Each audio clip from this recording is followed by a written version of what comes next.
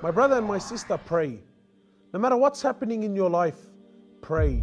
No matter what sin you're committing and how much of it you're committing, pray. No excuses. Sister tells me, brother, I don't wear hijab. I tell you, pray. She tells me, look, my dress code is not the best. I tell you, pray. Brother, I drink alcohol. Pray. Brother tells me I sell drugs. Pray. I take drugs. Pray. I have a girlfriend and I'm sleeping with her. I tell you, pray. No matter what's happening in your life, pray. But brother, how can I be committing all of these sins and pray? That's disrespectful, or that makes me a hypocrite. I tell you, no. That's why we pray. Because we're not perfect. We're sinners.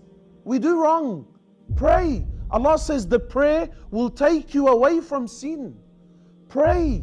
Sometimes people say, look, let me straighten my life out and inshallah I'm going to start praying. Habibi, you will never straighten anything out if you don't pray. That's why you pray, to straighten your life out. Nothing, my brothers and sisters, let no man get between you and Allah. Pray. No matter what's happening in your life, pray. No matter where you are, pray. Sometimes people come to you and tell you, brother or sister, you're a hypocrite. Sister, you don't wear the hijab and you pray. Tell a sister, thank you very much. I'm a hypocrite. May Allah subhanahu wa ta'ala reward you. But my prayer is between me and Allah.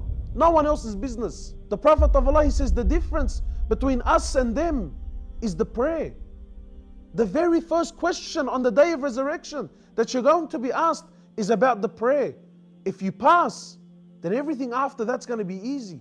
But if you fail that, then everything after that is just going to get worse. So pray. Pray, my brothers, you will earn Allah's love. Pray and you will earn His mercy and His forgiveness. Imagine your friend is Allah. Never mind wealth. The heavens and the earth belongs to Him. You become an unstoppable force when Allah is on your side. So please, my brothers and sisters, no matter what's happening in your life, pray. Don't let anyone turn you away from Allah. When your forehead is on the floor, that's the closest you will ever be to Allah. Cry to Him, beg to Him, ask Allah for direction, and you will see happiness through prayer.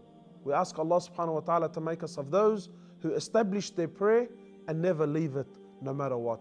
Assalamu alaikum.